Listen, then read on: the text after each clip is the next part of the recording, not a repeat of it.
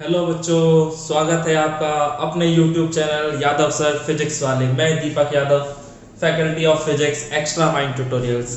आई hope कि बच्चों आपको हमारी लास्ट वीडियोस पसंद आई होंगी। आज हम पहला चैप्टर जो है हमारा इलेक्ट्रिक चार्जेस एंड फील्ड, उसी का ही सेकेंड पार्ट कर रहा हूँ, इलेक्ट्रिक फील्ड वाला पोर्शन, जिसका आज थर्ड लेक्चर है, जिसमें हम लोग इलेक्ट्रिक डाइपोल को डिस्कस करेंगे। सो बच्चों, अगर आपने हमारे पिछले लेक्चर्स नहीं देखे हैं तो एक बार जाकर देख लीजिए, चैनल विजिट कीजिए, लाइक कीजिए, सब्सक्राइब कीजिए। सो बच्चों, आपका टाइम वेस्ट किए बगैर हम आज का अपना क्लास स्टार्ट करते हैं। सो हमारा पहला टॉपिक है इलेक्ट्रिक डाइपोल। सो हम इलेक्ट्रिक डाइपोल किसे कहते हैं वो एक बार देख लेते हैं। सो हम बात कर रहे हैं इलेक्ट्रिक डाइपोल की, कि इलेक्ट्रिक डाइपोल कहाँ किसे जाता है। तो इलेक्ट्रिक डाइपोल बोला जाए तो एक स्पेशल केस है जिसमें हम लोग कहते हैं कि when the two charges are of equal magnitude but opposite sign separated by a small distance, then this arrangement is called an electric dipole। यानी इलेक्ट्रिक डाइपोल क्या है? तो it is an arrangement of two small charged particles separated by a very small distance. यानी कि अगर कहीं पे भी कोई दो पॉइंट चार्जेस हैं, मान लीजिए एक चार्ज ये है और एक चार्ज ये है, ये आपका माइनस का क्यू है और ये आपका प्लस का क्यू है, और इन दोनों के बीच का ये जो गैप है, ये गैप बहुत ही स्मॉल है। तो इस अरेंजमेंट को हम लोग इलेक्ट्रिक डाइपोल कहते हैं। तो यही अरेंजमेंट हमारा इलेक्ट्रिक डाइपोल कहलाता है। ठीक है, नॉर्मल केसेस में भी हमारी इक्वल और अपोजिट चार्जेस होते थे, लेकिन हम उनको डाइपोल नहीं कहते थे। तो डाइपोल की जो पहली कंडीशन है वो कंडीशन ये है कि चार्जेस बहुत ही पास पास होने चाहिए एक दूसरे के। ठीक है, तो ये हम रियल लाइफ में देखते कहाँ हैं? तो ये हम लोग एटम्स के अंदर देखते हैं। आप लोग को पता है कि एटम जो होता है वो इलेक्ट्रिकली न्यूट्रल होता है, और इलेक्ट्रिकली न्यूट्रल होने का मतलब क्या है कि वहां जितना पॉजिटिव होगा उतना ही नेगेटिव होगा। अब एक बार ये सोच कर देखो कि एटम का साइज होता कितना बड़ा है, बहुत ही स्मॉल। अब इतने छोटे एटम में अगर पॉजिटिव और नेगेटिव चार्जेस हैं तो उनके बीच जो गैप होगा वो कितना होगा? तो बहुत ही ज्यादा स्मॉल होगा। तो उसी अरेंजमेंट को हम लोग इलेक्ट्रिक डाइपोल कहते हैं। ठीक है, इसके एग्जांपल में कोई सा भी आप उठा सकते हैं एटम या मॉलिक्यूल, जैसे NH3 हो गया, एमोनिया, वाटर हो गया, H2O, ये सभी के सभी आपका इलेक्ट्रिक डाइपोल के ही एग्जाम्पल है। सो फिलहाल आपको इलेक्ट्रिक डाइपोल समझ में आ रहा होगा होता क्या है। अब इस इलेक्ट्रिक डाइपोल को के स्ट्रेंथ को बताने के लिए हमने एक टर्म यूज किया जिसे हम लोग कहते हैं dipole moment, electric dipole moment. So electric dipole moment होता क्या है? इलेक्ट्रिक डाइपोल मोमेंट, ठीक है, इसे हम लोग रिप्रेजेंट करते हैं P से। और ये क्या बताता है? तो ये किसी भी इलेक्ट्रिक डाइपोल के स्ट्रेंथ को बताता है, और इसको मेजर किया जाता है। तो वो कैसे किया जाता है? तो यहाँ पर आपको पता है कि आपके जो दोनों के दोनों चार्जेस हैं वो इक्वल मैग्नीट्यूड के हैं। तो डाइपोल मोमेंट को कभी भी हमें निकालना होता तो हम कोई भी एक चार्ज उठा लेते हैं इनमें से, और इन दोनों चार्जेस के बीच का जो गैप होता है उसको देख लेते हैं। ठीक है, यानी कि it is measured as the product of either charge and the distance between the two charges. ठीक है, सो ये आपका डाइपोल मोमेंट होता है। सो डाइपोल मोमेंट आपको समझ में आ रहा होगा। अभी आपके दिमाग में एक बात आ रही होगी कि आज से पहले तक तो जब भी हम डिस्टेंस देखते थे उसे या तो x से रिप्रेजेंट करते थे, या r से रिप्रेजेंट करते थे, या a से रिप्रेजेंट करते थे, लेकिन कभी 2a से रिप्रेजेंट नहीं करते थे। तो ऐसा यहाँ पर क्यों किया जा रहा है? सो बच्चों, मैं आपको बता दूं कि यहाँ पर जो हम डिस्टेंस देख रहे हैं, ठीक है, वो दोनों चार्जेस के बीच का 2a रिप्रेजेंट किया गया है। अब इस डाइपोल की वजह से इसके चारों तरफ जो फील्ड क्रिएट होगा उस फील्ड को हम लोग कहते हैं dipole field.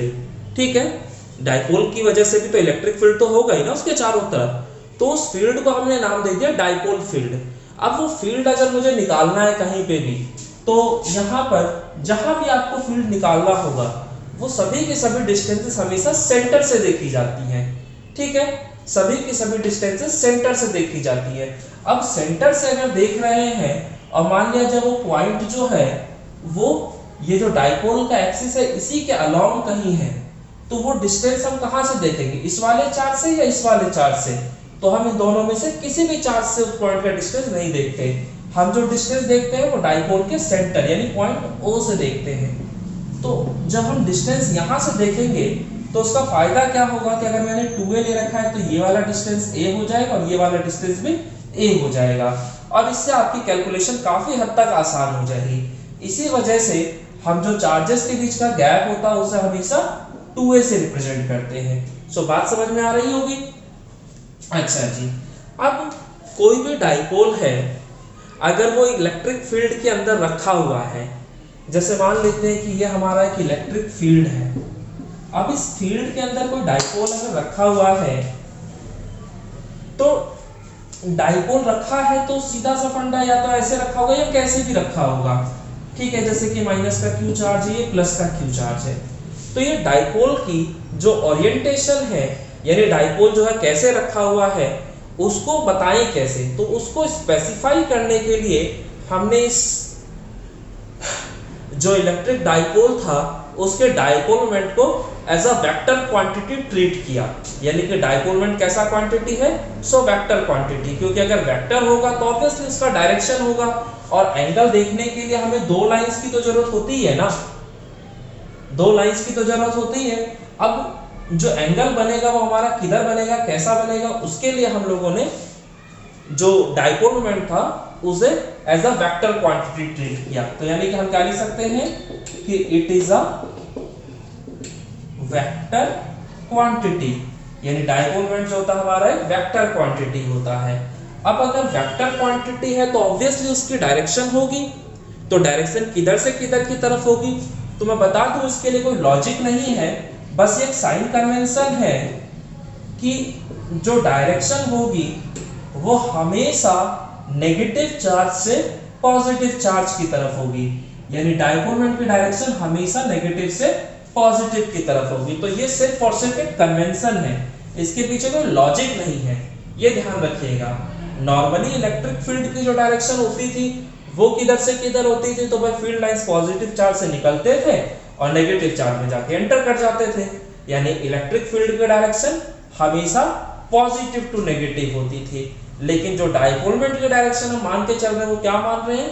So negative charge to positive charge, यानी कि ये होती है डायरेक्शन। ठीक है बच्चों, तो ये इतनी सी बेसिक बात थी।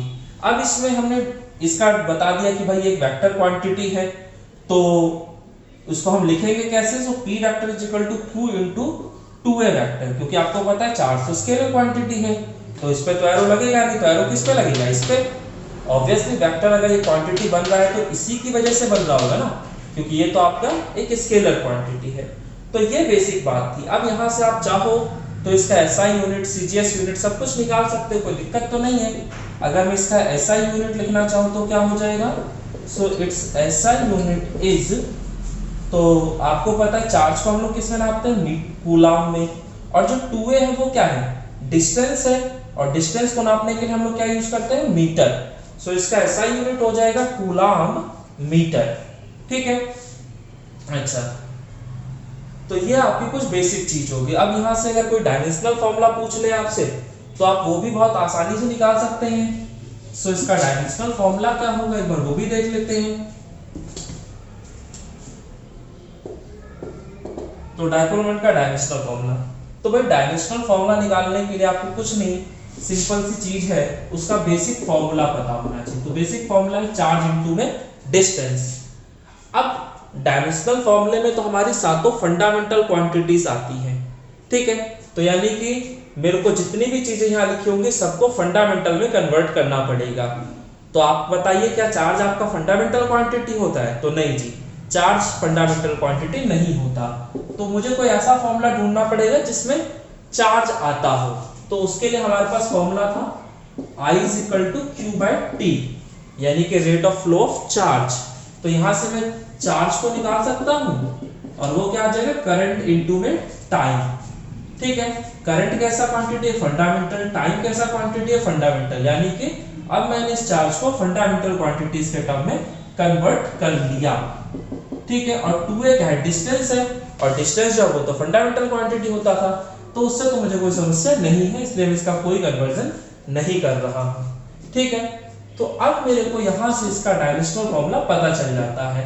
तो मुझे बताओ करंट को हम लोग किससे रिप्रेजेंट करते थे? तो एम्पियर से। करंट की पावर 1 है तो एम्पियर की पावर 1 है।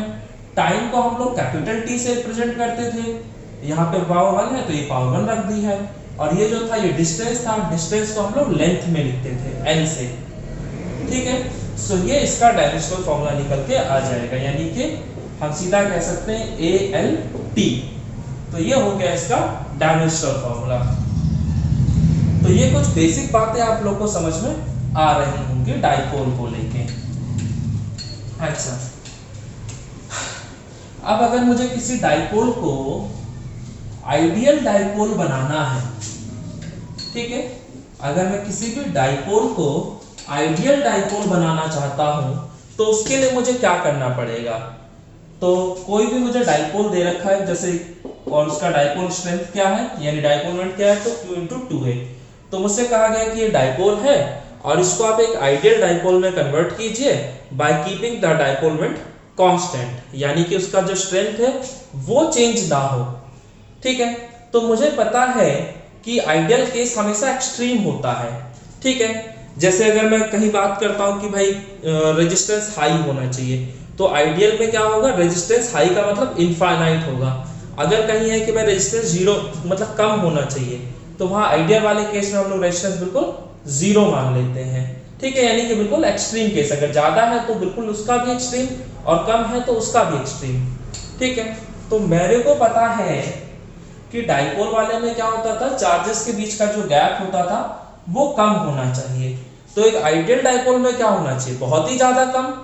यानी कि अगर मैं चार्जेस के बीच के गैप को घटाता चला जाऊं और चार्ज की वैल्यू को बढ़ाता चला जाऊं by keeping the dipole moment constant, by keeping the dipole moment constant, then we get what is called an ideal dipole.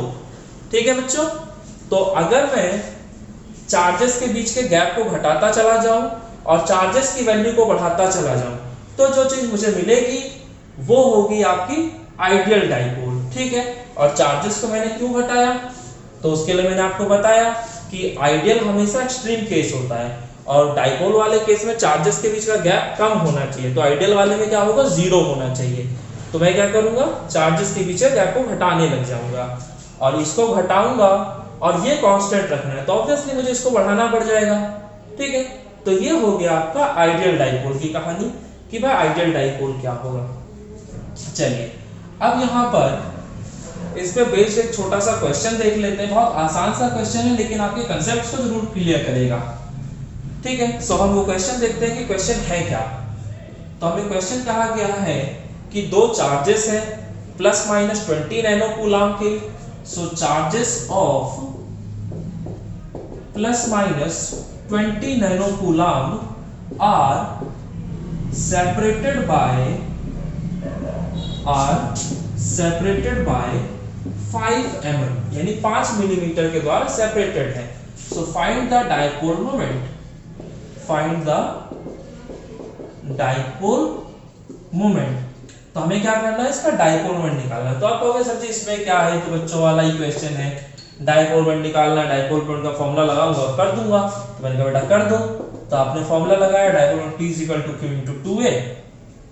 ठीक है, आपने कहा कि सर पहले तो हम जो चीजें दे रखे थे वो लिख लेते, मैं क्या लिखो, तो आपने कहा चार्ज की वैल्यू है 20 नैनो कूलम। सो नैनो है तो इसे कन्वर्ट करने के लिए हम लोग क्या करेंगे, 10⁻⁹। ठीक है, तो ये तो चार्ज की वैल्यू आ गई। अब अगर बात करते हैं डिस्टेंस की, सो डिस्टेंस जो आप लिखेंगे तो ये ध्यान रखिएगा, हम यहाँ पर जो डिस्टेंस है चार्जेस के बीच का उसे हम 2a से रिप्रेजेंट करते हैं, ना कि a से। और बहुत सारे बच्चे ये गलती करते हैं कि जो हमें डिस्टेंस की वैल्यू दे रखी होती है उसे हम a मान लेते हैं। ठीक है, और फिर यही हमारी गलती हो जाती है। हमें डिस्टेंस को a नहीं मानना, हमें डिस्टेंस को 2a मानना है। क्यों, क्योंकि चार्जेस के बीच का गैप तो 2a होता है ना भाई। तो डिस्टेंस आप क्या लिखेंगे, 2a, और 2a की वैल्यू 5 mm है, यानी 5 × 10⁻³ मीटर। अब मुझे बताओ, चार्ज की वैल्यू दे रखी है, डिस्टेंस की वैल्यू दे रखी है, तो बस फॉर्मूले में डालोगे सॉल्व करोगे तो आपका आंसर आ जाएगा। ठीक है, तो इस क्वेश्चन को देने के पीछे जो मेरा लॉजिक था वो क्या था, तो ये आ जाएगा 10⁻⁻10 कूलम मीटर। ठीक है, तो ये आपका डाइपोल मोमेंट निकल के आ गया। तो इस क्वेश्चन को पूछने का जो मेरा बस लॉजिक था वो इतना सा था कि आपको ये समझ में आ जाए कि जो भी क्वेश्चन में डिस्टेंस गिवन होगा वो आपका 2a के बराबर होगा, ना कि a के बराबर। और यही बहुत सारे बच्चे गलती कर देते हैं, तो आप लोग को ये गलती नहीं करनी है। ठीक है, तो ये क्वेश्चन हो गया बच्चों वाला। ऐसे ही एक क्वेश्चन और पूछता हूं मैं आपसे, वो भी एनसीईआरटी का क्वेश्चन है। तो बच्चों ये है आपका अगला क्वेश्चन, एक बार वीडियो को पॉज करके इसको जरूर देखिएगा, बाकी मैं इसका सॉल्यूशन कर रहा हूँ। सो क्वेश्चन क्या कहता है, क्या सिस्टम है two charges QA and QB, यानी सिस्टम में हमारे पास दो चार्जेस है, QA है और एक QB है। ठीक है, लोकेटेड एट द पॉइंट्स, और ये इन दोनों पॉइंट्स पे लोकेटेड है। So what is the charge and dipole moment of the system. So हमें टोटल चार्ज बताना है कि सिस्टम का क्या होगा, और डाइपोल मोमेंट बताना है सिस्टम का क्या होगा। ठीक है, ये दो चीजें हमें बतानी है। अच्छा, एक चीज देखो, यहाँ पे जो लोकेशन दे रखी है वो क्या है, तो 0,0,-15 और यहाँ 0,0,+15। तो आपको पता है ये x एक्सिस है, y एक्सिस और ये z एक्सिस, यानी कि ये x कोऑर्डिनेट, y कोऑर्डिनेट और z कोऑर्डिनेट को रिप्रेजेंट करता है। तो आपको पता है कि अगर x और y 0 है, ठीक है, तो जो पॉइंट लाई कर रहा होगा वो z एक्सिस पे कर रहा होगा। तो मैं क्या कर रहा हूँ, यहाँ पे सिर्फ और सिर्फ आपको z एक्सिस दिखा रहा हूँ। ठीक है, ये हमारा z एक्सिस है, तो इधर पॉजिटिव का z हो जाएगा और इधर नेगेटिव का z हो जाएगा, और ये मान लेते हैं इसका ओरिजिन है। ठीक है, आपको ये बात समझ में आ रही होगी कि x और y कोऑर्डिनेट 0 दे रखा है, इसका मतलब पॉइंट z एक्सिस पे लाई कर रहा है, और जिस पे लाई कर रहा है मैं सिर्फ वही कोऑर्डिनेट दिखा रहा हूँ, उसके अलावा कोई दूसरा नहीं दिखा रहा हूँ। तो पॉइंट A जो है वो -15, तो यहाँ से इधर जाओगे तो नेगेटिव में वैल्यू आएगी, तो ये हो गया -15, और ये जो है ये B है +15, तो इधर हो गया +15 सेंटीमीटर, और यहाँ है पॉइंट B। ठीक है, सो पॉइंट A पे जो चार्ज रखा है उसको नाम दे दिया गया है QA, और पॉइंट B पर जो चार्ज रखा गया उसको नाम दे दिया QB। अब मुझसे अगर डाइपोल मोमेंट पूछ लिया है तो देखो टोटल चार्ज तो सिस्टम का 0 ही होने वाला है, क्योंकि अगर आपको टोटल चार्ज निकालना है तो सिंपली क्या करोगे, charge is a scalar quantity, तो इसका अलजेब्रिक सम कर लोगे। सो QA प्लस का QB, तो जितना ये पॉजिटिव का है, जितना ये पॉजिटिव का उतना ही ये नेगेटिव का है, तो दोनों का सम तो ऑब्वियसली 0 ही आएगा। तो किसी भी डाइपोल के केस में नेट चार्ज तो 0 ही आता है। ठीक है, बाकी रही बात डाइपोल मोमेंट की, कि डाइपोल मोमेंट क्या होगा, तो बेसिक फॉर्मूला, कोई सा भी एक चार्ज और दोनों चार्जेस के बीच का डिस्टेंस। तो यहाँ पे हमारा जो एक चार्ज है हमने QA ले लिया, सो QA की वैल्यू कितनी है, तो वो है 2.5 × 10⁻⁻7, ये तो हमारा एक चार्ज हो गया।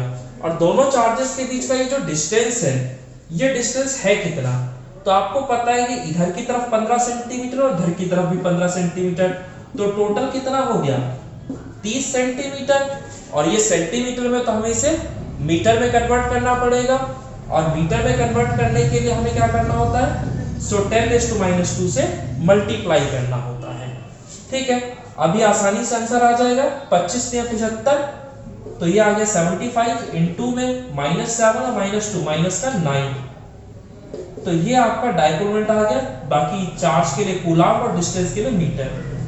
सो ये आ गया आपका आंसर। तो बहुत ही आसान सा क्वेश्चन है, ये एनसीईआरटी में आपको क्वेश्चन दे रखा है। तो ये क्वेश्चन बस इसलिए पूछा गया है क्योंकि कई बार कोऑर्डिनेट्स में आप लोग कंफ्यूज हो जाते हैं, तो मैंने इसीलिए क्वेश्चन आपको करा दिया कि कम से कम ये कंफ्यूजन ना हो आपको। ठीक है, अब इसी में मैं अगला क्वेश्चन डिस्कस करता हूँ आप लोग के साथ। तो बच्चों ये है आपका अगला क्वेश्चन, इसको एक बार देखते हैं क्या कैसे है। तो आपसे पूछा क्या गया, find the dipole moment of the system. तो ये एक सिस्टम दे रखा और इसका डाइपोल मोमेंट आपसे पूछ लिया गया कि डाइपोल मोमेंट होगा क्या। ठीक है, अभी आप लोग को यहाँ पर समझ नहीं आ रहा होगा कि क्या करें कैसे करें। ठीक है, लेकिन अगर मैं इसी फिगर को दोबारा से यहाँ बना दूं तो सारी पिक्चर आपके सामने क्लियर हो जाएगी, और उसमें बस मैं कर क्या रहा हूँ, कि इधर इसको तोड़ दे रहा हूं। तोड़ने का मतलब क्या है, जैसे आपका एक्स एक्सिस था, ये आपका वाई एक्सिस था, यहाँ पे जो चार्ज रखा था माइनस का 2q, अगर मैं इसको दो पार्ट्स में लिख दूं, जैसे इधर लिख दिया मैंने माइनस का q और इधर भी लिख दिया माइनस का q, और ये है इधर आपका प्लस का q और इधर भी है आपका ये प्लस का q। बाकी आपको पता है कि अगर इसके कोऑर्डिनेट देते हैं 0,2a, यानी कि x कोऑर्डिनेट 0 और y कोऑर्डिनेट की वैल्यू 2a है, तो ये जो गैप है ये आपका 2a हो गया। सेम ऐसे इसके कोऑर्डिनेट्स भी 0,2a दे रखे हैं, तो ये भी आपका गैप 2a हो गया। और जैसे ही मैंने इस फिगर को तोड़कर ऐसे लिखा, अब आपको अपने आप यहाँ पर दो डाइपोल्स दिखने लग गए होंगे। एक डाइपोल हो गया ये वाला जिसमें minus Q plus Q charges है, जो कि 2a डिस्टेंस के द्वारा सेपरेटेड है, और डाइपोल मोमेंट की डायरेक्शन हमेशा माइनस टू प्लस होती है, ठीक है। और दूसरा डाइपोल जो है वो आपको यहाँ दिखने लग गया माइनस क्यू प्लस क्यू, ठीक है। और इधर भी आपका डाइपोल मोमेंट की डायरेक्शन ये हो गई, ठीक है, कोई इशू नहीं है। तो जब भी इस तरह से क्वेश्चन दिखे, हमेशा इस चार्ज के बराबर यहाँ चार्ज तोड़ने की कोशिश करना, क्योंकि ये बहुत जरूरी है, और ऐसा करते के साथ ही आपको इलेक्ट्रिक डाइपोल मिल जाएंगे। अब दोनों का ही डाइपोल मोमेंट मैंने बराबर लिख दिया है, क्यों? क्योंकि अगर आप चार्जेस का पेयर और उनके बीच का डिस्टेंस देखेंगे, तो जो पेयर यहाँ है वही सब कुछ यहाँ पे भी है, तो ऑब्वियसली जितना डाइपोल मोमेंट यहाँ आएगा उतना ही डाइपोल मोमेंट यहाँ आएगा।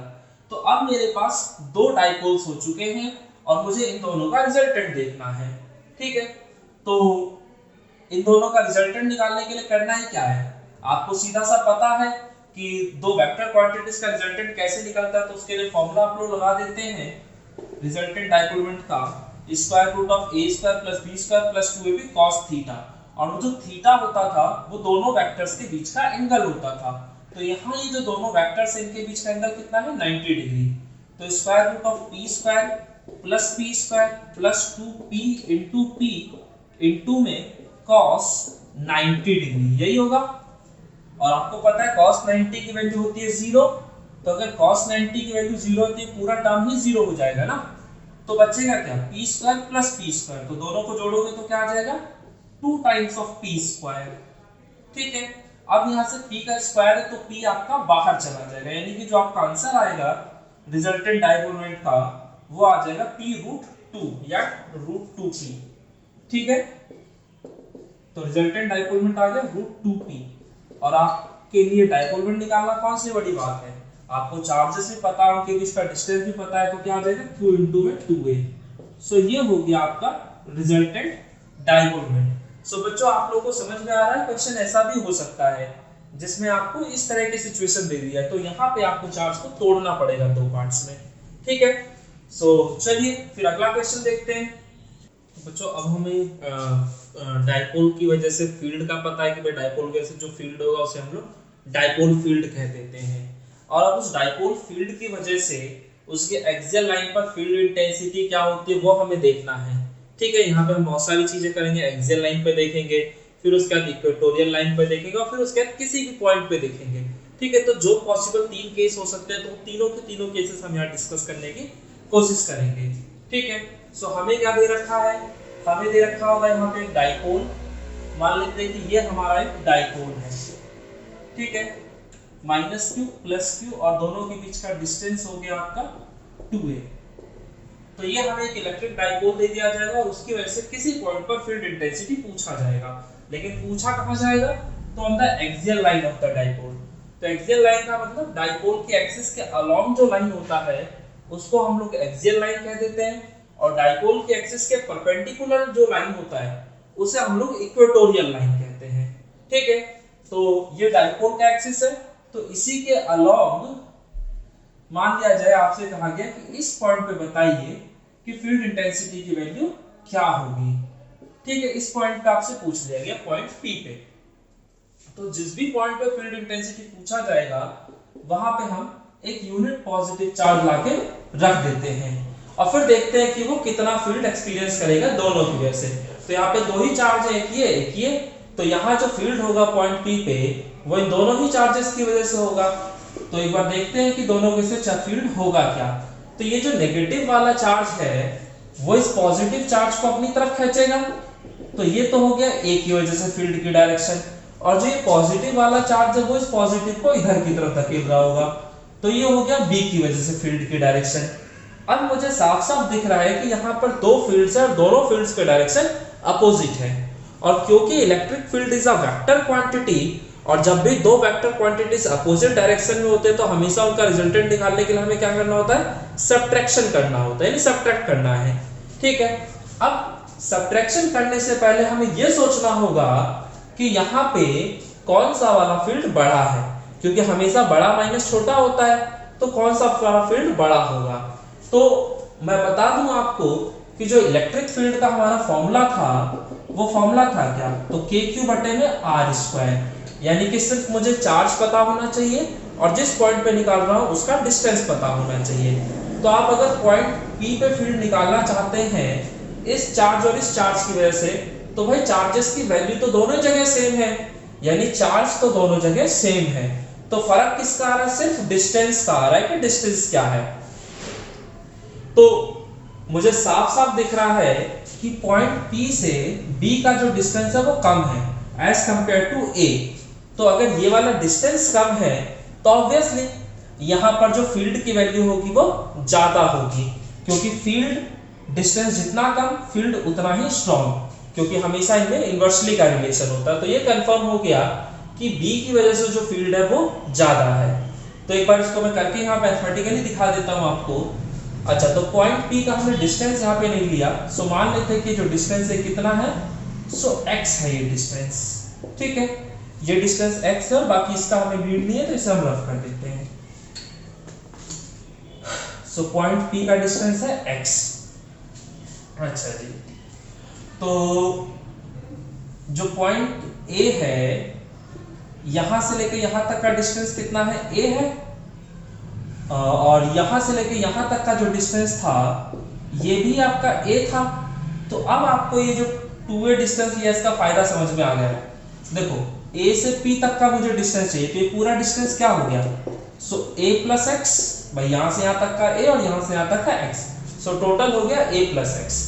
और चार्ज B से भी मुझे डिस्टेंस देखना है, तो B से जो डिस्टेंस है P का वो कितना है, तो आपको पता है कि P से लेकर यहां तक का x है और यहां से लेकर यहां तक का A है, और मुझे चाहिए सिर्फ इतना डिस्टेंस। तो ये डिस्टेंस कैसे निकलेगा, तो इस पूरे में से मैं इसको माइनस कर दूंगा, अपने आप ये वाला डिस्टेंस निकल के आ जाएगा, यानी कि ये डिस्टेंस हो गया आपका x माइनस A। खेल खत्म। चलिए, सो अब मैंने डिस्टेंस की सारी इंफॉर्मेशन ले ली है और मैं A की वजह से देखूंगा कि वहां पे फील्ड होगा क्या पॉइंट P पे। तो A की वजह से जो फील्ड होगा K, नेगेटिव का चार्ज है तो इसका मोड ले लेते हैं, तो के क्यू बटे में आर स्क्वायर, यानी डिस्टेंस का स्क्वायर।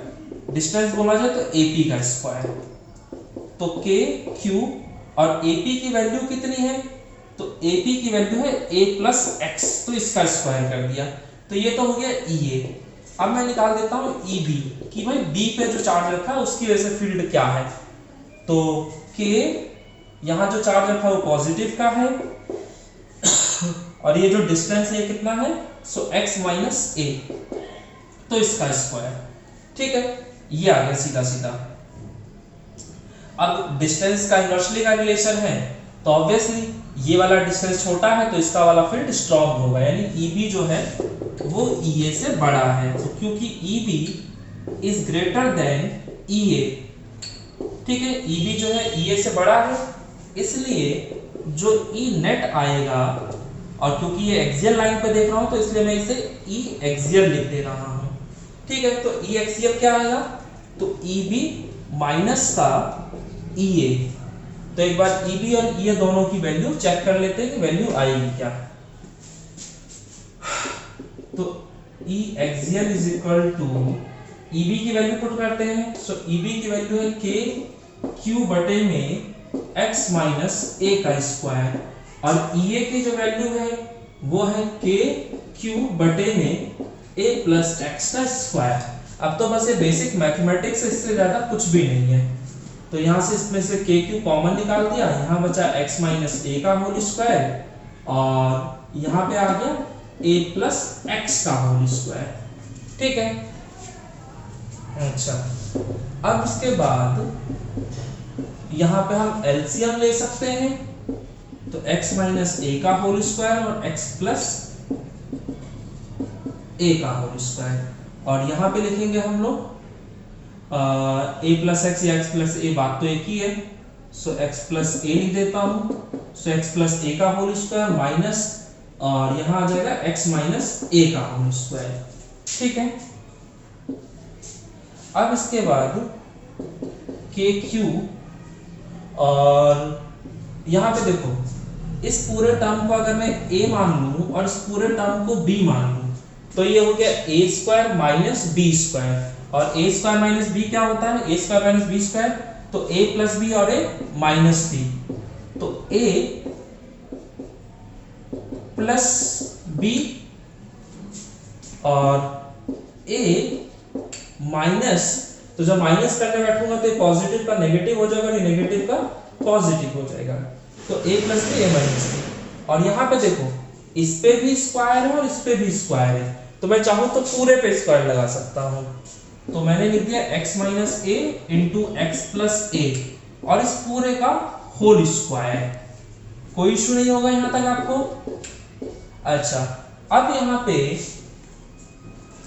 ये जो आपका a है इससे ये a चला जाएगा और इस x से ये x चला जाएगा, तो बचेगा क्या? तो x प्लस एक्स 2x और यहाँ पे a प्लस ए 2a और यहाँ पे a plus B a minus B, तो a square minus B square, so X square minus A square और उसका भी होल स्क्वायर। हाँ ठीक है, ये आ गया। अब आप लोगों को अपना डाइपोल मोमेंट का फॉर्मूला याद होगा, और डाइपोल मोमेंट का फॉर्मूला था चार्ज मल्टीप्लाइड बाय डिस्टेंस, यानी q इंटू 2a, और q इंटू 2a कर दोगे तो आ जाएगा आपका p। ठीक है, डाइपोल मोमेंट का फॉर्मूला था q इंटू 2a, तो इसकी जगह मैंने p लिख दिया, 2 लिखा था ये लिख दिया, k लिख दिया, बचा था x वो भी लिख दिया, और यहाँ बच गया x square minus A square का होल स्क्वायर। तो ये हमारा एक्सियल लाइन पे फील्ड इंटेंसिटी का फॉर्मूला निकल के आ गया। सो इस फॉर्मूले को लेकर कोई इश्यू नहीं होगा आप लोगों को, बेसिक मैथमेटिक्स है, जिस पॉइंट पे निकालना है वहां पे दोनों की वजह से फील्ड देख लो कि भाई ए की वजह से फील्ड क्या है, बी की वजह से फील्ड क्या है, दोनों की डायरेक्शन अपोजिट थी, सिंपली सब्ट्रैक्ट कर लो। सब्ट्रैक्ट करने से पहले ये देखना होता है कि कौन सा फील्ड बड़ा है कौन सा छोटा है, तो भैया जिसका डिस्टेंस ज्यादा होगा उसकी वजह से फील्ड कम होगा, तो ए का डिस्टेंस ज्यादा था इसलिए ए का फील्ड कम हो गया, तो ये बड़ा है इसका मतलब, तो बड़ा माइनस छोटा कर दोगे आपका नेट इलेक्ट्रिक फील्ड निकल के आ जाएगा। तो ये आपका एक्सियल लाइन पर फील्ड इंटेंसिटी का फॉर्मूला हो गया। ठीक है, अब इसी का एक स्पेशल केस आता है कि when the electric dipole is short, यानी कि डाइपोल जो है अगर वो बहुत छोटा है तो वहां क्या कहानी बनेगी, यानी कि for a short electric dipole. So मैं ये पोर्शन रफ कर दे रहा हूं।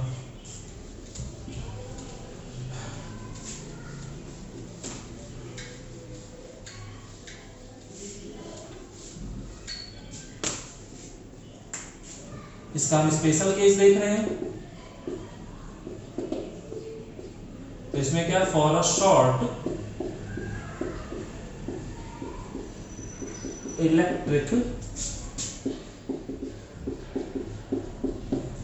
Dipole, for a short electric dipole. तो एक शॉर्ट इलेक्ट्रिक डाइपोल के लिए हम बात कर रहे हैं कि शॉर्ट इलेक्ट्रिक डाइपोल के लिए क्या कहानी होगी। तो शॉर्ट इलेक्ट्रिक डाइपोल के केस में क्या होगा, जो चार्जेस के बीच का गैप है वो क्योंकि देखो चार्जेस के बीच का जो गैप है, जैसे नॉर्मली केस की अगर बात करता था तो नॉर्मली यही होता था कि यहाँ पे एक चार्ज था माइनस का क्यू, ये एक चार्ज था प्लस का क्यू, दोनों के बीच का गैप 2a था, ये उसका सेंट्रल पॉइंट हो गया था, और ये कोई आपका ऑब्जर्वेटरी पॉइंट था जिसका सेंटर से डिस्टेंस x हुआ करता था। ठीक है, अच्छा अब शॉर्ट इलेक्ट्रिक डाइपोल के केस में ये डाइपोल ही तो छोटा होगा, ये जो डिस्टेंस है ये तो पहले जैसा ही है, तो इसका मतलब मैं ये कह सकता हूं सीधा सीधा कि for a short electric dipole ये जो डाइपोल का लेंथ है 2a वो x की तुलना में बहुत ही ज्यादा छोटा है, यानी 2a जो होगा वो x की तुलना में बहुत छोटा होगा। तो अगर 2a बहुत छोटा है तो a तो और भी ज्यादा छोटा होगा। ठीक है, सो a आपका और भी छोटा होगा। तो अब मुझे बताओ कि अगर a बहुत छोटा है तो एक्स स्क्वायर में से अगर मैं ए स्क्वायर माइनस भी कर दूंगा तो क्या आएगा, तो वो एक्स स्क्वायर ही आएगा। जैसे आपको मैं अगर प्रैक्टिकली समझाऊं तो अगर मान लेते हैं कि मैं और अंबानी हैं, तो मैं बहुत गरीब इंसान हूं अंबानी की तुलना में, तो अगर अंबानी की प्रॉपर्टी में से आप मेरी प्रॉपर्टी को माइनस कर दोगे तो भी वो अंबानी की प्रॉपर्टी के ही बराबर आएगा। क्यों? क्योंकि मेरी तो प्रॉपर्टी की कोई औकात ही नहीं है उसके आगे, ठीक है। लेकिन अगर अंबानी की प्रॉपर्टी में से आप टाटा की प्रॉपर्टी को माइनस करोगे तो फिर तो बहुत कुछ माइनस हो जाएगा। लेकिन अगर अंबानी की प्रॉपर्टी में से मेरी प्रॉपर्टी माइनस करोगे तो क्या बचेगा, वो फिर से अंबानी की प्रॉपर्टी के ही बराबर बचेगा, लगभग, ठीक है। तो क्योंकि जो x है वो a की तुलना में बहुत बड़ा है, तो अगर आप x के स्क्वायर में से a का स्क्वायर माइनस करोगे तो वो लगभग x स्क्वायर के ही बराबर आ जाएगा, ठीक है। और यही पॉइंट मैं यहाँ पे यूज कर लूंगा। तो अगर मैं इस पॉइंट को यूज करता हूं तो क्या आ जाएगा, एक्सियल फील्ड पे फील्ड इंटेंसिटी का फॉर्मूला, तो E axial is equal to 2kpx बटे में x square minus a square की जगह में x स्क्वायर लिख दूंगा और इसका भी होल स्क्वायर, तो ये हो गया 2kpx बटे में x की पावर 4। और अगर यहाँ x की पावर 4 है और ऊपर में एक x लिखा हुआ है, तो इस एक x से जब ये हटाओगे तो यहाँ x की पावर 3 बचेगा, तो आपका जो फॉर्मूला बनेगा वो आ जाएगा 2kp बटे में x क्यूब। तो ये हमारा एक्सियल लाइन पर फील्ड इंटेंसिटी का फॉर्मूला निकल के आ जाएगा, ठीक है। तो ये आपका शॉर्ट इलेक्ट्रिक डाइपोल के इलेक्ट्रिक फील्ड का फॉर्मूला हो गया। अब अगर डायरेक्शन की कोई बात करते हैं कि भाई डायरेक्शन क्या होगी यहाँ पे नेट इलेक्ट्रिक फील्ड की, तो सीधा सा फंडा है, नेट इलेक्ट्रिक फील्ड की डायरेक्शन वही होगी जो बड़े वाले फील्ड की डायरेक्शन है। तो बड़ा वाला चार्ज जो था वो ये था, मतलब बड़ा वाला जो फील्ड था वो इस b की वजह से आता था ना, क्योंकि इसका डिस्टेंस कम था, तो b की वजह से फील्ड देख लो किधर लग रहा है, तो यहाँ एक पॉजिटिव चार्ज रखा था आपने, तो ये पॉजिटिव वाला इस पॉजिटिव को किधर धकेल रहा था, इधर की तरफ, तो ये हो गया b की वजह से फील्ड की डायरेक्शन, और ये जो नेगेटिव वाला था इस पॉजिटिव को अपनी तरफ खींच रहा था, तो ये हो गया a की वजह से फील्ड की डायरेक्शन, ठीक है। तो क्योंकि फील्ड b जो है बड़ा है तो उसके लिए मैं बड़ी लाइन शो कर रहा हूं, ठीक है। अब अगर बड़े में से छोटा माइनस करोगे तो इफेक्ट तो बड़े का ही रहेगा ना, तो रिजल्टेंट वेक्टर की जो डायरेक्शन आएगी वो भी बड़े के अलोंग ही आएगी, यानी जो एक्सियल लाइन पे फील्ड की डायरेक्शन होगी वो वही होगी जो आपके डाइपोल मोमेंट की डायरेक्शन है। तो डाइपोल मोमेंट की डायरेक्शन क्या है, negative charge to positive charge, तो जो डाइपोल मोमेंट की डायरेक्शन है वही एक्सियल लाइन पर फील्ड की भी डायरेक्शन है। तो अगर मैं इसको वेक्टर फॉर्म में भी लिख दूंगा तो भी कोई फर्क नहीं पड़ने वाला, ठीक है। अगर मैं इसको वेक्टर फॉर्म में भी लिखता हूं तो देखो क्या आएगा आपका,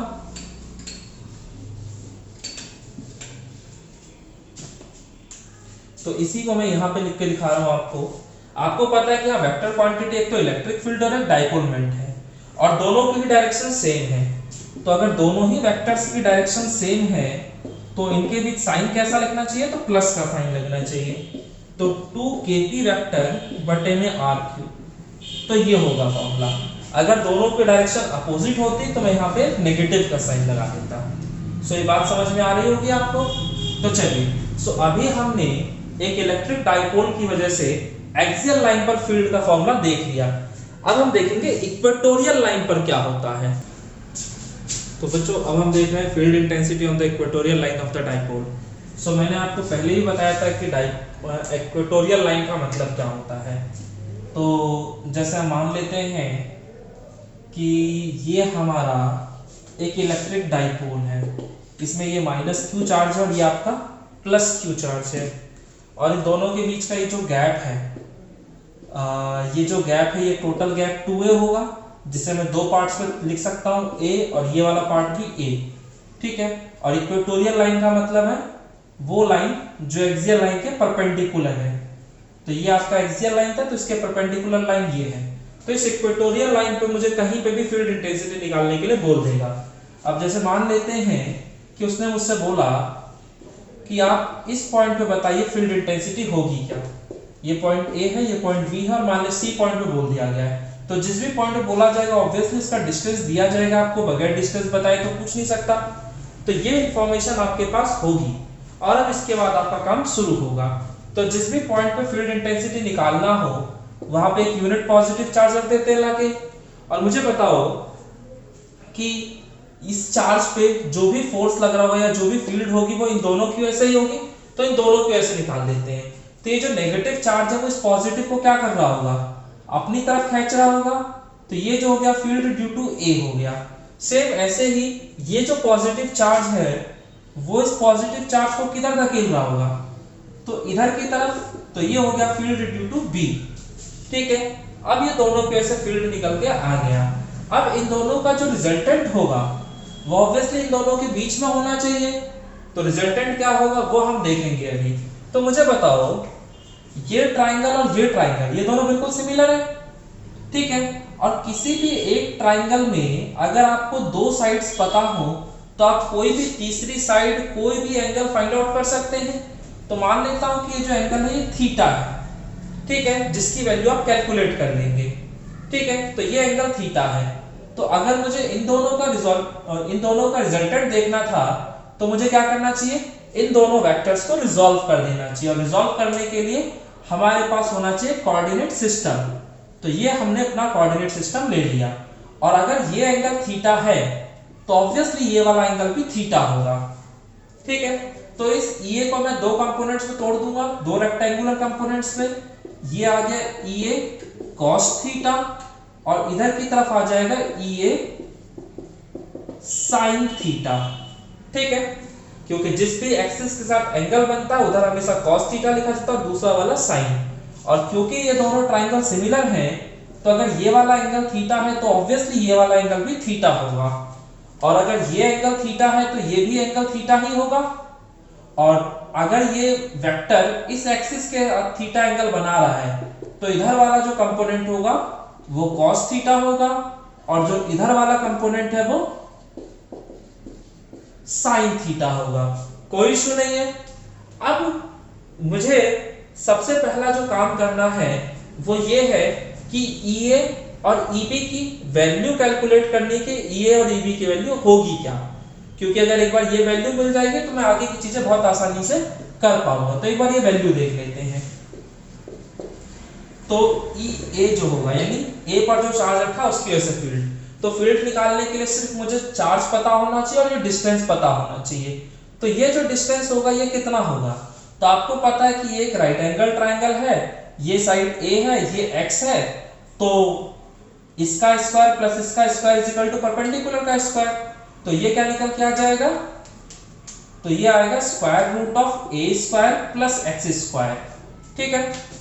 सो EA क्या होगा, तो k यहाँ पे नेगेटिव का चार्ज है तो उसका मोड ले लेंगे, तो k³ बटे में AC का स्क्वायर, और नेगेटिव का मोड पॉजिटिव आ जाता है, और AC की जो वैल्यू होती है AC का स्क्वायर है, तो यानी कि ये जो रूट वाला है इसका स्क्वायर, ठीक है। बल्कि मैं ये ना ही लिखूं तो ज्यादा बेहतर है मेरे लिए, ठीक है, क्योंकि इसको लिख देने से आप स्पेस कम पड़ जा रहा है मेरे पास, और आपको पता है कि इसका स्क्वायर प्लस इसका स्क्वायर इक्वल टू इसका स्क्वायर होता है, और मुझे इसी का स्क्वायर चाहिए, तो ये क्या आ जाएगा a का स्क्वायर प्लस में x का स्क्वायर।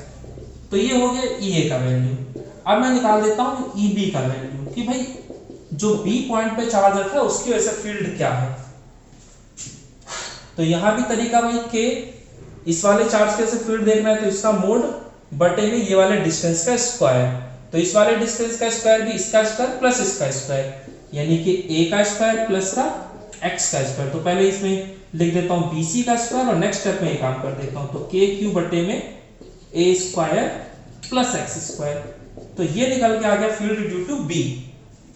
तो ये हमारा दोनों केम हो गया। अब अगर आप ध्यान से देखेंगे तो आपको समझ में आएगा कि EA और EB की वैल्यू बराबर है। यहाँ पे भी k³/a² प्लस x स्क्वायर है और यहाँ भी k³/a² प्लस x स्क्वायर है, तो दोनों की वजह से फील्ड की वैल्यू बराबर है, ठीक है।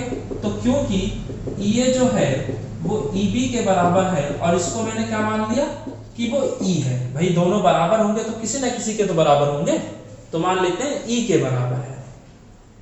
अब चलो मुझे बताइए अगर EA EB के बराबर है तो EA sin theta EB sin theta के बराबर होगा, तो जब दोनों बराबर होंगे तो ये दोनों एक दूसरे के इफेक्ट को कैंसिल कर देंगे।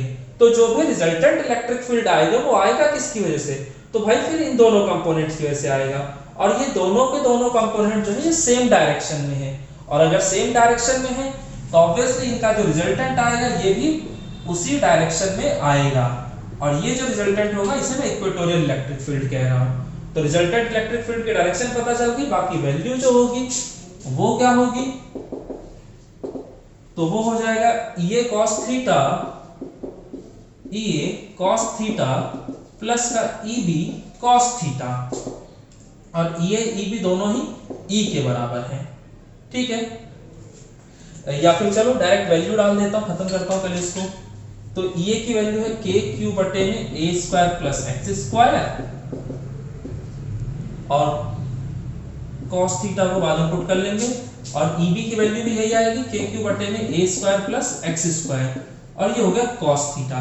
जब देखो सेम चीज का ही एडिशन दो बार हो रहा है, 2 टाइम्स हो जाएगा, तो 2k क्यूब बटे में a square plus x square, और यहां से आ गया cos थीटा।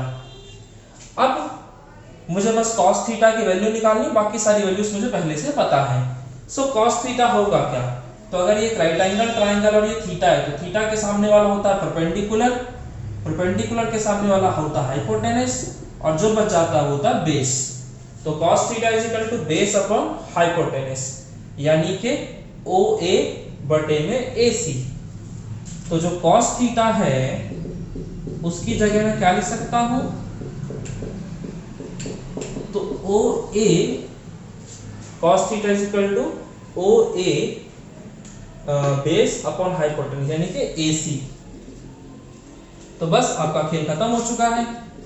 2k क्यूब बटे में a square plus x square, और OA की जो वैल्यू थी हमारी वो किसके बराबर थी? तो OA की वैल्यू जो है स्मॉल a के बराबर है, और AC की जो वैल्यू है वो किसके बराबर है?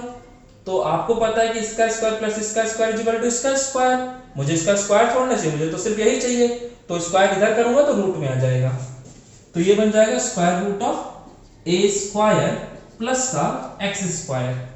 ठीक है, अब इसको अगर मैं सिंप्लीफाई करूं तो आपको यहां पे एक फॉर्मूला दिख रहा होगा Q2 into A, और ये फॉर्मूला किसका है?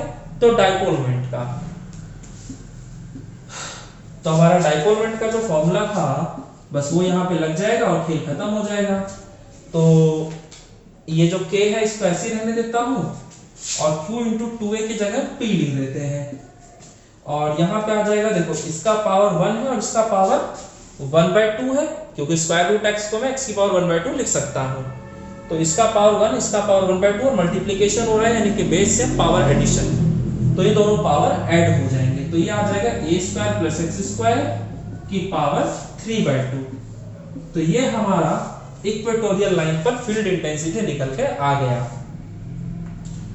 अब ये तो नॉर्मल डाइपोल के लिए बात हो गई। अच्छा, इसी को पहले मैं वेक्टर फॉर्म में भी लिख लेता हूं। तो अगर मैं इसे वेक्टर फॉर्म में लिखना चाहूं तो कैसे लिख सकता हूं? तो इन वेक्टर फॉर्म, तो वेक्टर फॉर्म में क्या लिखा जा सकता है? तो वेक्टर फॉर्म में लिखने के लिए हमें डायरेक्शंस का पता होना चाहिए। तो ये वाला वेक्टर है और एक ये वाला वेक्टर, दो ही वेक्टर क्वांटिटीज है यहाँ पे, तो दोनों के डायरेक्शन में क्या रिलेशन है? तो डाइपोल मोमेंट की डायरेक्शन हमेशा negative charge to positive charge होती है, तो डाइपोल मोमेंट की जो डायरेक्शन है वो तो ये है। ठीक है, तो डाइपोल मोमेंट की डायरेक्शन ये है, और नेट इलेक्ट्रिक फील्ड की डायरेक्शन ये है। तो ये दोनों डायरेक्शंस तो अपोजिट हैं, और जब दो वेक्टर्स अपोजिट डायरेक्शन में होते हैं तो उनके बीच हमेशा कैसा साइन आता है? तो नेगेटिव का साइन आता है। तो बस मुझे क्या करना है, यहाँ पर एक नेगेटिव का साइन लगा देना है। तो ये हमारा निकल के आ जाएगा वेक्टर फॉर्म में। ठीक है, तो ये बात समझ में आ गई आप लोग को? बहुत सिंपल सा कंसेप्ट था। अब बस मुझे यहाँ पे क्या करना है, इसका एक स्पेशल केस वो देखना है कि एक शॉर्ट डाइपोल अगर रखा हो तो उसके केस में क्या हो सकता है। तो for a short electric dipole, तो एक बार शॉर्ट इलेक्ट्रिक डाइपोल के लिए भी देख लेते हैं। तो मैं इस वाले सेक्शन में लिख दे रहा हूं इस चीज को।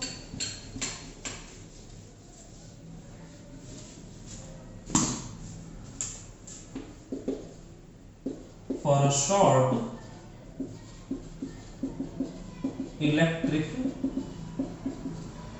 डाइपोल। तो एक शॉर्ट इलेक्ट्रिक डाइपोल के केस में क्या होगा भाई, ये जो डाइपोल का लेंथ होगा ये कम हो जाएगा, जबकि ये तो वैसे का वैसा ही है, तो ये वैसे ही कम होता था बेचारा और कम हो गया।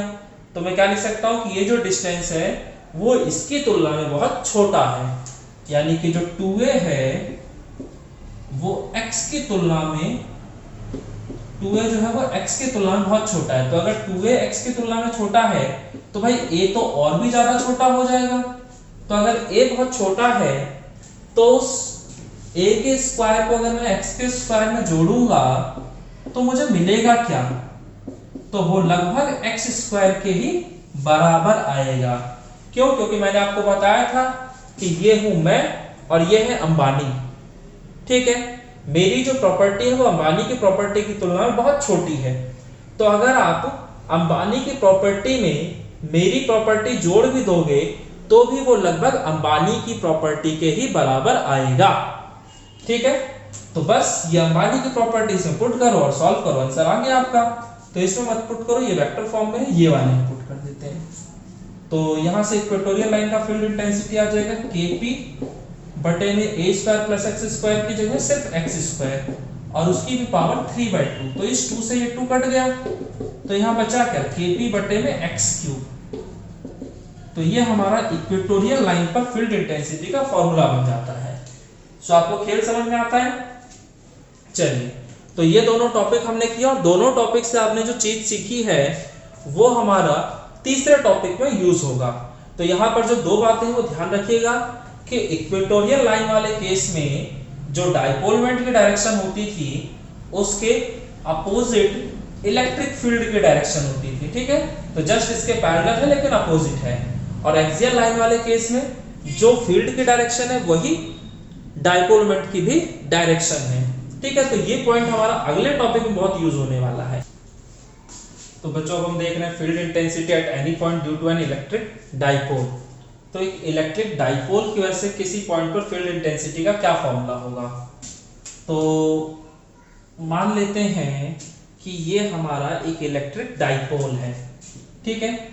आपका ये जो है ये एक इलेक्ट्रिक डाइपोल है, यहाँ पे माइनस क्यू, ये आपका प्लस क्यू, ये इसका सेंटर पॉइंट हो गया पॉइंट O और ये जो पूरा डिस्टेंस है ये 2a है, ठीक है। आपसे बोला गया है कि इस डाइपोल की वजह से किसी पॉइंट पे, और मान लेते हैं कि वो पॉइंट यहाँ है, ठीक है, पॉइंट A था, ये पॉइंट B था और ये पॉइंट C है, और ये पॉइंट का जो दूरी है वो कितना है, तो सपोज दैट x दूरी पे, ठीक है। ये जो पॉइंट है ये x दूरी पे है, ठीक है। और यहाँ पे आपको फील्ड इंटेंसिटी निकालना है। तो आपको पता है कि सिर्फ यहाँ पे डिस्टेंस बताने से काम नहीं चलेगा, यहाँ पे आपको डिस्टेंस के साथ साथ एंगल भी बताना पड़ेगा। क्योंकि अगर मैं बोलता हूँ कि भाई कोई डाइपोल है और उससे 5 सेंटीमीटर की दूरी पर किसी पॉइंट पर फील्ड इंटेंसिटी निकालिए, तो वो जो 5 सेंटीमीटर है वो तो इस डायरेक्शन में भी हो सकता है डाइपोल से, इस डायरेक्शन में भी हो सकता है, इस डायरेक्शन में भी हो सकता है, इस डायरेक्शन में भी हो सकता है। क्योंकि एक डाइपोल से 5 सेंटीमीटर तो किधर भी हो सकता है ना। तो आपको क्या करना है, आप उससे बोलोगे कि भाई डिस्टेंस का साथ मुझे डायरेक्शन भी बता, यानी कि एंगल भी यहाँ बताना पड़ेगा, ठीक है। तब जाके आपका खेल कंप्लीट होगा। क्योंकि अगर आप किसी से कंप्लीट आउटपुट चाहते हैं तो उसके लिए आपको एप्रोप्रिएट इनपुट देना पड़ेगा। जब आप प्रॉपर इनपुट देंगे तभी आपको प्रॉपर आउटपुट मिलेगा। तो अगर कोई बोल रहा है कि भाई डाइपोल की वजह से फील्ड इंटेंसिटी बताइए x डिस्टेंस पे, तो भाई x डिस्टेंस इधर भी हो सकता है, इधर भी हो सकता है, इधर भी हो सकता है, किधर भी हो सकता है x डिस्टेंस। तो सिर्फ x डिस्टेंस बताने से काम नहीं चलेगा, आपको डायरेक्शन भी बतानी पड़ेगी कि कितने डिग्री के एंगल पे है वो पॉइंट। तो अभी आपके पास कंप्लीट इंफॉर्मेशन है। तो अब इसकी वजह से आपको देखना है कि क्या होगा, कैसे होगा। तो यहाँ पे मुझे बताइए कि ये जो नेगेटिव चार्ज और ये जो पॉजिटिव चार्ज है, इसकी वजह से मेरा जो डाइपोल मोमेंट है उसकी डायरेक्शन क्या हो गई, ये तो ये हो गई मेरे डाइपोल मोमेंट की डायरेक्शन। अब यहां पर मैं इस डाइपोल मोमेंट को दो कंपोनेंट्स में तोड़ूंगा। एक कंपोनेंट जो होगा वो इस पॉइंट को ज्वाइन करने वाली लाइन के अलोंग होगा और जो दूसरा कंपोनेंट होगा वो उसके जस्ट परपेंडिकुलर होगा। यानी कि अगर मैं इस P को दो रेक्टेंगुलर कंपोनेंट्स में तोड़ना चाहता हूं, जिसमें से एक कंपोनेंट ये है जो कि उस लाइन के अलोंग है और दूसरा कंपोनेंट उसके जस्ट परपेंडिकुलर होगा, ठीक है, तभी तो रेक्टेंगुलर कंपोनेंट्स कहलाएंगे। तो जिस एक्सिस के साथ एंगल बनता है उधर हमेशा क्या लिखा जाता है, cos थीटा, और जो दूसरा वाला होता है वो हमेशा sin थीटा, ठीक है। तो ये हो गई आपकी कहानी। अब ये जो डाइपोल है, अगर मैं इस डाइपोल की बात करता हूं तो जैसे ये इसका सेंटर पॉइंट था, तो ये जो डाइपोल बनेंगे इसका भी सेंटर पॉइंट यही होना चाहिए, और ये जो कंपोनेंट हमारा बना है इसका भी सेंटर पॉइंट यही होगा, ठीक है। अब आप इस डाइपोल मोमेंट को भूल जाओ और ये सोचो कि अब इसकी जगह सिर्फ ये दोनों डाइपोल मोमेंट्स हैं। तो मुझे बताइए ये जो पॉइंट है वो इस वाले डाइपोल मोमेंट के एक्सिस के अलोंग है, जबकि अगर मैं इस वाले डाइपोल मोमेंट के हिसाब से देखूं तो ये जो पॉइंट सी है वो इसके इक्वेटोरियल लाइन पे है और इस वाले डाइपोल के एक्सियल लाइन पे। तो मुझे क्या करना है, यहाँ पे इस वाले डाइपोल की वजह से एक्सियल वाला फॉर्मूला निकालूंगा फील्ड का और इसकी वजह से इक्वेटोरियल वाला। तो अगर मैं एक्सियल इलेक्ट्रिक फील्ड देखूं तो एक्सियल वाला आपको फॉर्मूला याद होगा, वो था 2kp बटे में r क्यूब या x क्यूब, ठीक है। तो वहां फॉर्मूला था 2kp बटे में x क्यूब, और इक्वेटोरियल वाला जो होता था हमारा फॉर्मूला वो होता था kp बटे में x क्यूब, ठीक है। ये हमारा फॉर्मूला होता है। तो ध्यान रखिएगा हमेशा कि जो एक्सियल की वजह से फील्ड होगा वो डबल होता है इक्वेटोरियल वाले के, ठीक है। तो ये फॉर्मूला तो तब था ना जब हमारा डाइपोल मोमेंट p था, इस बार हमारा डाइपोल मोमेंट p थोड़े ना है, वो p cos थीटा और p sin थीटा है। तो एक्सियल वाला जो है वो इसकी वजह से, क्योंकि पॉइंट से इस वाले डाइपोल के एक्सियल लाइन पे है, तो यहाँ पे p की जगह मैं लिख दूंगा p cos थीटा, और इस वाले डाइपोल के इक्वेटोरियल लाइन पे है ये वाला पॉइंट, तो इसकी वजह से इक्वेटोरियल वाला फॉर्म लगेगा, यानी कि p sin थीटा। ये हो गया। अब इन दोनों की वजह से, दोनों डाइपोल्स की वजह से मैंने फील्ड इंटेंसिटी तो निकाल ली। अब मुझे उनका रिजल्टेंट देखना होगा कि रिजल्टेंट क्या होगा। तो पहले फील्ड इंटेंसिटी की डायरेक्शन देख लेता हूं। तो आपको पता है कि किसी भी डाइपोल के एक्सियल लाइन पर फील्ड इंटेंसिटी का डायरेक्शन जो होता था वो डाइपोल मोमेंट की डायरेक्शन के अलोंग होता था। तो ये एक्सियल लाइन वाला है, तो एक्सियल लाइन वाले पर डाइपोल मोमेंट की डायरेक्शन अगर ये है तो यहाँ फील्ड इंटेंसिटी की वो डायरेक्शन यही होगी, ठीक है। तो एक्सियल वाले की वजह से फील्ड की डायरेक्शन मुझे पता चल गई। और जो इक्वेटोरियल वाला होता था उस वाले केस में इलेक्ट्रिक फील्ड की जो डायरेक्शन होती थी वो डाइपोल मोमेंट के हमेशा अपोजिट होती थी और पैरेलल होती थी, यानी एंटी पैरेलल। तो डाइपोल मोमेंट की डायरेक्शन अगर ये है तो इसके एंटी पैरेलल होगा इक्वेटोरियल वाला फील्ड का फॉर्मूला। समझ में आती है बात? तो इसके जस्ट मैंने एंटी पैरेलल ड्रॉ कर दिया। तो ये हमारा इक्वेटोरियल की वजह से हो गया और ये हो गया हमारा एक्सियल की वजह से। तो बस मुझे इन दोनों का रिजल्टेंट देखना है, तो जो भी रिजल्टेंट होगा वही मेरा आंसर आ जाएगा। तो यहाँ पे जो रिजल्टेंट इलेक्ट्रिक फील्ड आएगा इन दोनों का वो क्या होगा, तो भाई रिजल्टेंट वाला फॉर्मूला लगाओ। तो square root of a square plus b square plus 2ab cos theta, और जो थीटा होता था वो इन दोनों वेक्टर्स के बीच का एंगल होता था। तो इन दोनों के बीच का एंगल 90 डिग्री है।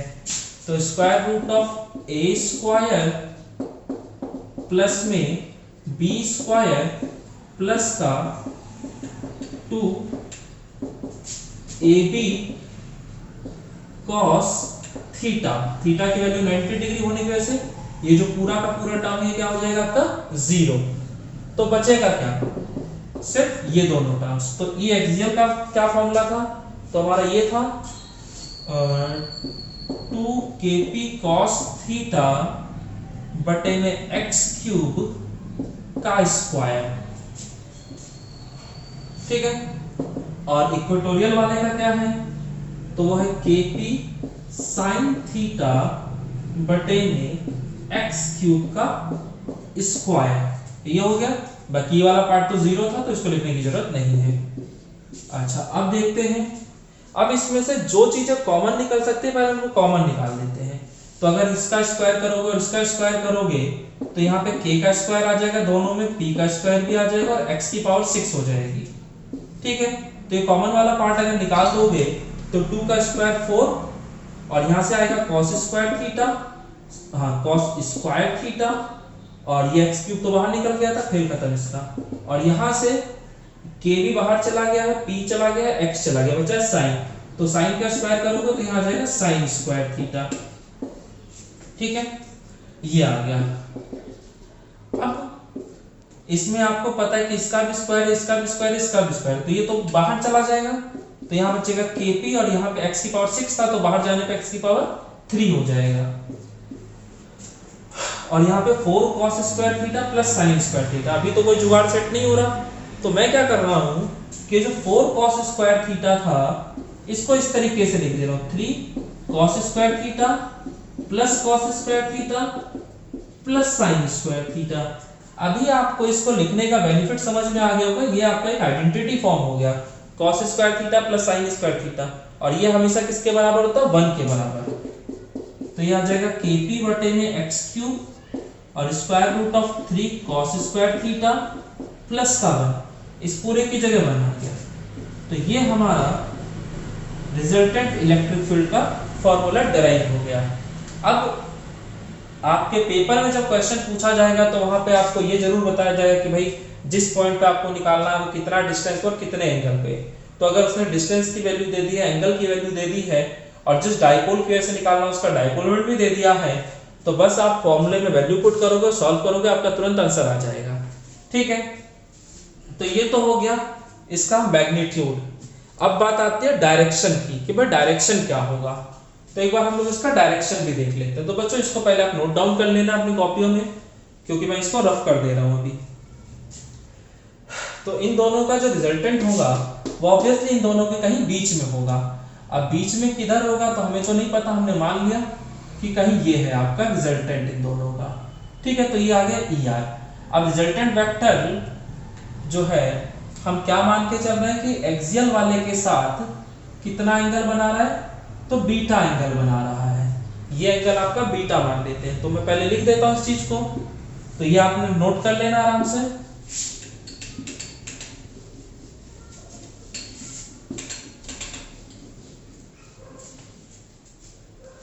तो डायरेक्शन की बात कर रहे हैं हम लोग, डायरेक्शन ऑफ